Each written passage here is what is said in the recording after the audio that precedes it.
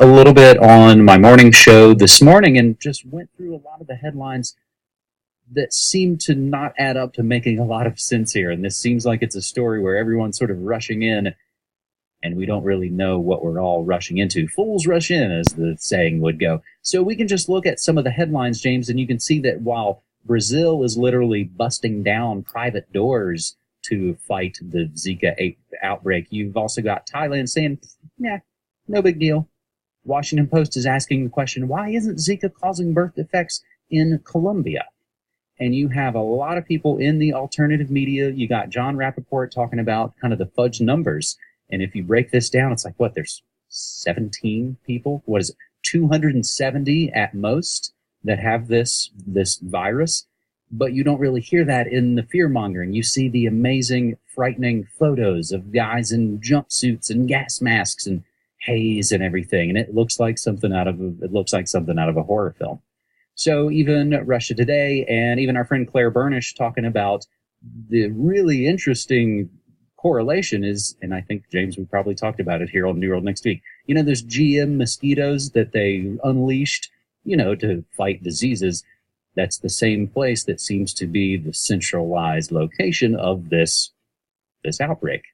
And the strangest thing about it altogether, James, is it looks like the Zika virus could be purchased online from our good friends at the Rockefeller Foundation. So there's a lot of interesting, strange things going on. But one, it just looks like another pandemic freakout. James, I thought we were all going to be dead by Ebola by this time. Or was it, swine flu before that? Or any number of invented freakouts. And the big pharma companies are rushing. Don't worry, we're going to make a vaccine. No money, you know, from all your countries is too small to spend taxpayer money to try and push this forward, and martial law and all of those things.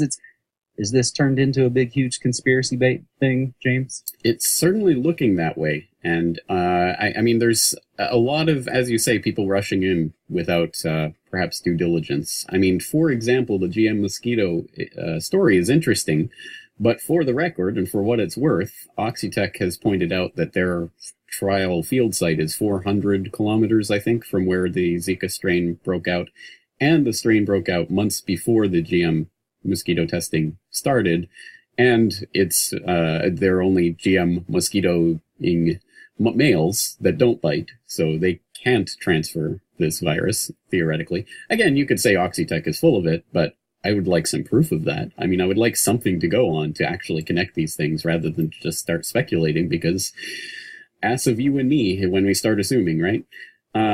And the, of course, again, I think people are going to bring up this, you know, patent thing as if it's really relevant, in the exact same way the Ebola, Evobun or whatever was patented. And again, I think that was a false lead, a blind alley, because yeah, lots and lots of diseases are patented. And the official reason officially is that they patent it so that some company can't come in and patent it and then charge people bajillions of dollars for researching on it.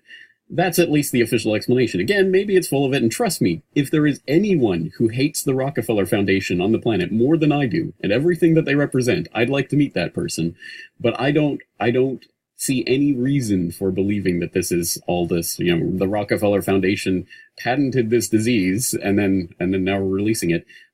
Is it even the same strain that they use? Again, no research whatsoever into that, just people running away with this story. So I think Rappaport is probably on the right track here. Talking about the microcephaly. Everyone knows microcephaly. Microcephaly is causing this neurological disorder in babies. And they're talking about 4,000 babies, and it's this pandemic, and whoa, my God. But yeah, as he breaks down the numbers, well, only 200 and some odd of them have been confirmed, and there's been no confirmation of any connection between the Zika virus and the microcephaly. They're just speculating about that connection right now, and that speculation has led to all of this. So I think that's extremely important. So I'm going to be talking to John Rappaport on the Corbett Report tomorrow, so I hope people tune into that. And I'm going to be writing about this on the weekend for my subscriber newsletter editorial, because I think probably one of the most important things about this is the World Health Organization stepping in and declaring a public health emergency of international concern, exactly like they did with Ebola, exactly like they did with swine flu. Every time there's any pretext for it, the WHO will swoop in and try to push that envelope a little further to create the space for medical martial law. So I think that's important. Again, regardless of where this is coming from, whether it's real or it's just being hyped up, regardless of who started it or whatever, the WHO is going to swoop in and try to scoop up as much power, medical martial law type powers as they can. So I think that's probably where this story is most fruitfully explored. I'd love to see more information if people have more details about this, but I think, again, people are just running off with some wild speculation, and it's probably going to come back to bite people in the ass when they turn out to be wrong. So one of the other areas, I guess, James, would be that all of this is just some kind of smokescreen for something else that we have no idea about that hasn't entered into the scenario. So any number of areas, but I think what you hit on right there with the World Health Organization even reminds me of what happens in your local cities and towns when there's bad storms or natural disasters or things. When you hear your governor has declared a state of emergency, they do that because it kicks in all of those things that have been passed, and it kicks in all of that money, and it kicks in all of those procedures, and it kicks out all those sort of standard operating procedures and say, oh no, it's a state of emergency.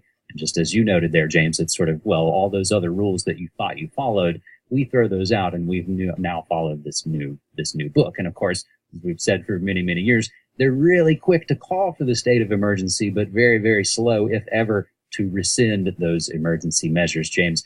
And John Rappaport is a good guy. He's been covering these kind of stories for a long, long time, and I had the pleasure of talking to him myself a couple of times. Let's move to our second big story this week, James, on New World Next Week, episode 257. Negative interest rates show the desperation of central banks. And we take this from Washington's blog. Japan has now joined the EU, Denmark, Switzerland, and Sweden in imposing negative interest rates. Just the brief explanation, when you have some money in the bank and you may make a nickel out of that for a little while, flip that around, they're going to charge you for having money in the bank. Now, at first, we're not actually talking about the plebes like you and me. It's more for the businesses, but it'll all trickle down, if you will. So more than a fifth of the world's gross domestic product is now covered by a central bank with negative interest rates. So the Wall Street Journal notes about Japan's central bank stunning markets last Friday by setting the country's first negative interest rates in a desperate attempt to keep the economy from sliding back into the stagnation that has dogged it much for the last 2 decades. The BBC says the country is desperate to increase spending and investment. They've even been desperate to boost consumer spending for years, at one point even issuing shopping vouchers to stimulate demand, which even makes me just think of George Bush telling you to just go out there and shop. Meanwhile, the New York Times reports moving to negative rates reflects a measure of desperation on the part of the central banks. Their traditional tools largely exhausted as most countries' interest rates have been pushed to almost nothing. And Market Watch's William Watts says this might not be the sort of capitulation stock market investors were anticipating. And James, there are some other articles that speak about how this was pushed through by, and the name escapes me, I don't have it in front of me right now, but he basically is the guy who likes to pull big, shocking moves there at the Bank of Japan, I believe. They're referring to this sort of as his torpedo. And again, I don't have those notes right in front of me right now. Haruhiko Kuroda. Kuroda, yeah. So I think they're calling this like Kuroda's torpedoes, and that was a shocking move. And he enjoys doing these kind of shocking moves. So just wrapping up this piece from Washington's blog, negative interest rates will eventually come to America. Central bankers are implementing negative interest rates to force savers to buy assets so as to artificially stimulate the economy. So specifically, a negative interest rate means the central bank and perhaps private banks will charge a negative interest. Instead of receiving money on deposits, depositors must pay regularly to keep their money with the bank.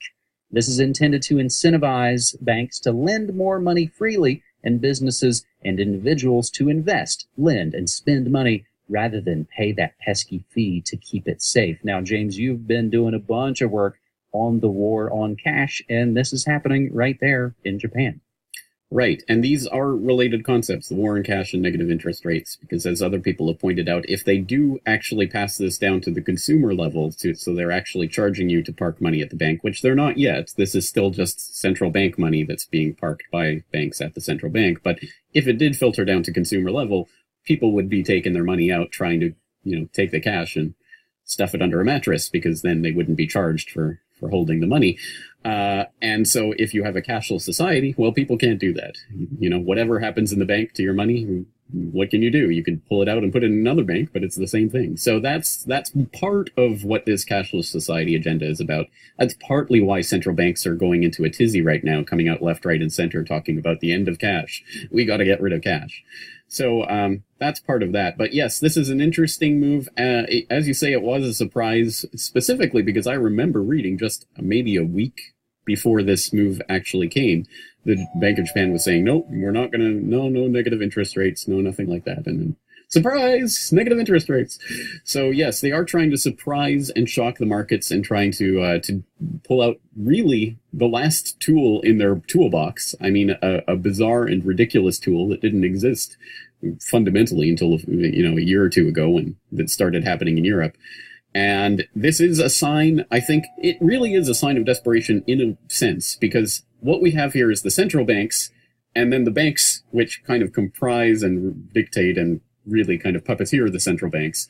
The big banks are not going to be hurt by these kinds of moves, because if anything, if we learned anything from the 2008 global financial crisis, it's that the governments and central banks will do anything to prop up the big banks. They will do anything to bail them out and to prop them up and to make sure they don't go under. Really, this is kind of a move that is going to affect the smaller regional banks here in Japan more so than any of the big banks. And I think that's perhaps part of the agenda, consolidating control and winnowing out some of the lower hanging fruit in the banking world, and sacrificing some banks to the public interest. And for the greater interest of the banks, the bigger banks, of course. So I think that's part of the agenda that's going on here. Part of it is they've blown up this huge QE bubble over the last 7-8 years. And what are you going to do? How are you going to keep it going? What can you possibly do? Oh, okay, all right. We'll start charging people not to send this money out through the economy. So the banks will have to find more customers to lend to. They'll just have to start moving it through. I think it is a sign of desperation in a lot of ways, because they just want to keep this debt bubble growing. It's not going to, I think. I think we are reaching the limits of this, but how, when, and in what way that's going to collapse and blow up is going to be interesting to watch. And I might have a front row seat, so stay tuned. And they are basically, you ask how's this going to look? Well, they're running simulations to see how this may look. I've got a few more headlines here. Federal Reserve testing how banks would handle negative rates. As this is Bloomberg, as interest rates turn negative around the world, the Fed's asking banks to consider the possibility of the same happening in the U.S.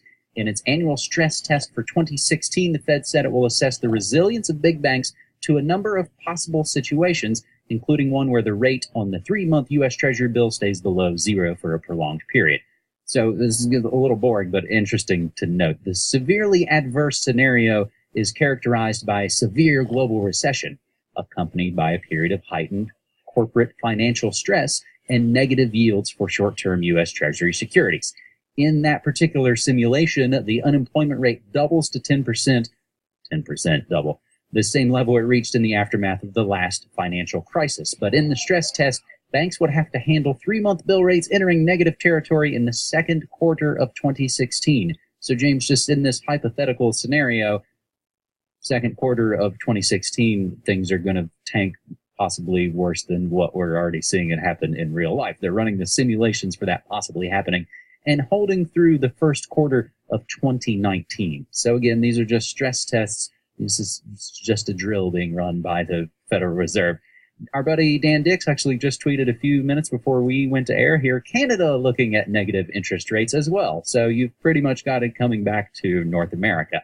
And as if all of that wasn't enough, how about iris scanners coming soon to your automated teller machine, James? I think those are all of our financial notes that we can handle, and perhaps that sort of sets the stage for our third and final story this week on New World Next Week. UK scientists get the gene editing go-ahead, and we'll take this from just plain old BBC. UK scientists have been given the go-ahead by the fertility regulator to genetically modify human embryos. It's the first time a country has considered the DNA-altering technique in embryos and approved it. The research will take place at the Francis Crick Institute in London and aims to provide a deeper understanding of the earliest moments of human life. it will be illegal for the scientists to implant the modified embryos into a woman. But the field is attracting controversy over concerns it is opening the door to designer or GM babies. In a world first last year, scientists in China announced they'd carried out gene editing in human embryos to correct a gene that causes a blood disorder. Now, this new work will be led by Dr. Kathy Nyakan, who spent a decade researching human development. The Human Fertilization and Embryology Authority, HFEA, has given its approval, and the experiment could start in the next few months. Meanwhile, Dr. David King, the director of Human Genetics Alert, said, quote, "This research will allow the scientists to refine the techniques for creating GM babies, and many of the government's scientific advisors have already decided that they are in favor of allowing that." So this is the first step in a well-mapped-out process leading to GM babies and a future of consumer eugenics. Now, James, a little bit of that is probably down speaking a little bit. It's probably a little worse than that. This isn't the first step. It's kind of a long plan, isn't it? Yeah, but of course they're not going to come out and just start offering this to consumers. I mean, that has to be brought in, so people have to be conditioned to accept it. And this is one of those stories, like robots automating us out of the workforce, that I don't know if there is a solution to this per se. It's one of those things, it's technology, it exists, it's going to be used. I mean, let's not be naive about this. How do you put that genie back in the bottle? How do you put the toothpaste back in the tube? It's out there. There are people who are going to want this. There are people who are going to be able to afford to do this. And they're going to try to, create the super race of, elite billionaires and their billionaire babies, designer babies. And how's the average person going to compete with this? These are questions I do not have answers to, by the way. I genuinely don't know. How do you put the toothpaste back in the tube? I don't have the answer to that myself. All I then suddenly flip is to films. I think there's a Jared Leto film called Mr. Nobody, where he's kind of the last normal guy in a world of everyone else that's been genetically engineered. I can't help but also think of Idiocracy, when the woman's kicking and banging on the Carl's Jr. machine, but she doesn't have money, and they, scanned her retina to know that. And when she gets aggro, they spray her with gas and tell her children have now been placed in protective custody of Carl's Jr., of course. These are, I think, the scenarios that we're kind of looking at, and that's comical, and it reaches those kind of ridiculous proportions, but all of those things exist.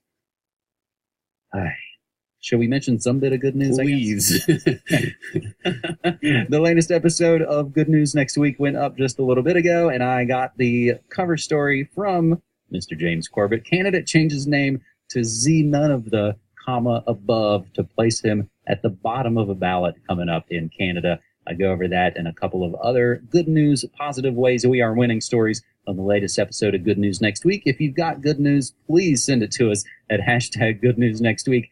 And if you've got the other bad news we're following, use hashtag New World Next Week, like the CIA intentionally deceiving its own workforce about operations with what they term Eyewash. Meanwhile, Google delivers the wrong search results to would-be jihadis. Georgia mayor arrested for impersonating a police officer while smoking weed. And an ex-NYPD cop ran a tri-state prostitution ring. James, those are just some bits of the non-stop hypocrisy we're faced with on a daily basis. And in some ways, I think we try and look at a little bit of good news and just keep learning our way forward, I guess. That's the best I got for you. It's an ugly job, but someone has to do it, so that's what we're here for. And let me just throw in an unsolicited plug. We didn't talk about this, but I want to direct people to Morning Monarchy. That is the podcast that I have been missing for a very long time, since Media Monarchy podcast original version got, scuttled. This is an excellent podcast. It's the morning headlines. I mean, it's exactly what I'm looking for. So people who haven't checked it out, please do so.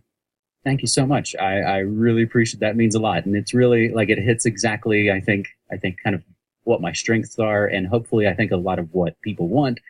And it is still that hopefully kind of fear-free atmosphere where we can look at what's going on in the world and hopefully come to better conclusions, and we can make better decisions. James, I appreciate it so much, buddy. Awesome. Well, let's talk again next week. Take care.